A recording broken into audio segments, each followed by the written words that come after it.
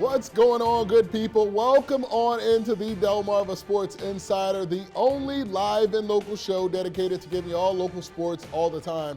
I'm Sports Director Trayvon Miles. That's right, and I'm Brandon Bossert. Welcome on into the show. What a week we have for you tonight. Seriously. Playoff basketball, and we've got some gridiron action. Finally, we're getting the Bayside football season underway. Yeah, that's exactly right, Brandon. Tonight made me feel like we should consider an hour show. That's how much action Good idea, Trey. we had in Maryland and Delaware this week alone. That's right. Tonight, we got our first taste of Bayside football this spring. We're starting with a matchup that didn't turn out the way we might have thought going into this week. Yeah, well, that's why you play the game. Last year, Parkside was the top dog in the Bayside South. The Rams only lost one regular season matchup and went on to the regional semifinals. On the other hand, Stephen Decatur has been down for some time, but the Seahawks have a new head coach and a new outlook in 2021. Jake Coleman making his coaching debut for Decatur, and they put on a show. Coleman's son, Bryson, punching in the first points of the season.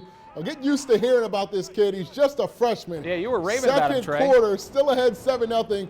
Zymir Handy taking the rock, going right. He's going to play it, go left, get past two defenders, go back right, take it 26 yards for the touchdown. Amazing play by Handy. Decatur up 14-0 just before the half. Parkside punching it in. Patrick Conte off the right side. Decatur up 14-6 at the half.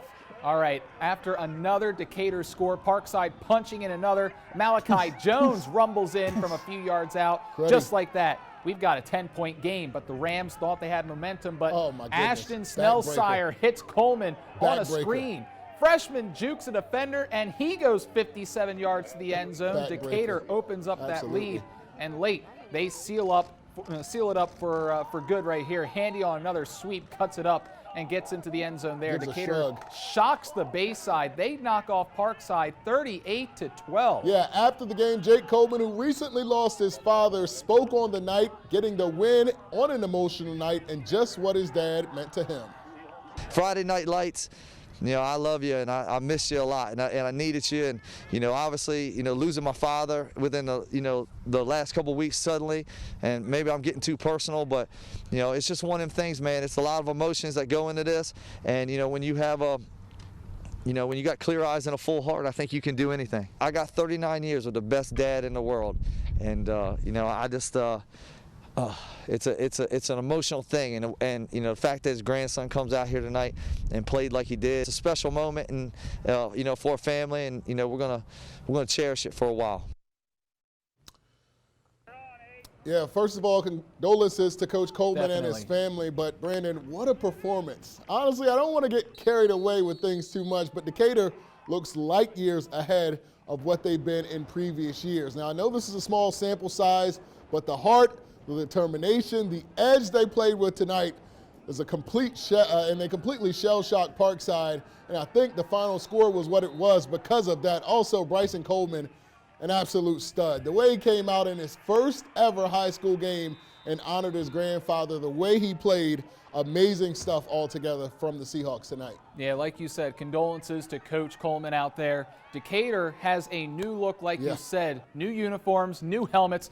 Love the look, by the way. Absolutely. A new coach in Jake Coleman, and it looks like they have a new attitude down there in Berlin as well. Very impressed with how Decatur came out and played tonight. They got the ball out quick into those electric receivers' hands. They seem to have a swag about them as well. They really did. Yeah, Decatur has Bennett next week. We'll be interested to watch these new head coaches go at it with Dustin over at Bennett and Jake over at Decatur, and see if Decatur can keep this up throughout the season, like you said. Absolutely. All right, let's move on to another Bayside spring football game tonight. Cambridge hosting Y-High to kick off their season. Rough start for the Tribe, though, Trey. Fake punt going wrong for the Indians. Jeremy Taylor sniffing it out, and there's the punter down for a loss to set the offense up inside the 20 right here. A few plays later, Dario Belizaire gets the pitch, cuts inside, punches it in for the score. CSD breaks the ice in this one. But Tribe getting it together. Jace Freeman with the shoestring catch to convert on 4th down right here. Wow. And that set up a handoff to BJ Cook, and he's in for the score. Extra point, no good. Still a 1-point lead at half. Vikings getting some momentum going. Toss outside to Belizaire once again. He burst through for 6, his second of the game, and it's a 14-point lead for the Vikings. Next Y-High possession, one of their many fumbles on the night gets picked up by Tim Johnson. And there he goes, folks. It's a house party, 63 yards for the score. Cambridge rolling past Y-High tonight, 27-6. I'm just good to get back out here, bro. We ain't playing like over a year, bro. I'm just excited to get back out here. It wasn't pretty. We came out the second half really strong, you feel me? Offensive line did their job. When the offensive line doing their job, man, is all you can do, man. All my success is to the offensive line, for real. That was the toughest interview ever, I'm not going to lie. All right, the only other official game tonight on the menu was Colonel at Kent County, and the Colonels came out to play in this game. They put up the most points in the conference this week, 48 in a road win over the Trojans. First career win for new Colonel coach James Jackson. So congratulations to him. Congratulations to Colonel for going on the road and getting that win. But Kent looks improved this year as well. Brian Aiken told us in our previews that Kent was moving to the spread. They put up 35 points, and they rarely did that in all of 2019. Got to talk about Cambridge, right? They're a well-oiled machine. They never get a lot of pub. Maybe that's our fault, as I always say, and they're a solid team year in and year out, well coached, and they perform every single year. I know a lot of people are still working kinks out, but honestly, I'm disappointed in what I saw from Y-High tonight. Just the turnovers, just not getting it done. I mean, you know, I was expecting a little bit more. Different years, same Y-High, Trey. It looks like Y-High picked up right where they left off, another sloppy performance to open things up. Hey, you got to admit it, right? Yeah, absolutely. Very, very sloppy performance. You know, I was thinking there were going to be sloppy performances tonight, but we really didn't see it. So, interesting stuff. Yeah, I understand that we haven't had much time to get ready, but one thing that I think will be very interesting this spring season is to protect the football. Yes, I think the teams that do the most to limit turnovers will be the ones on top of the standings when all is said and done.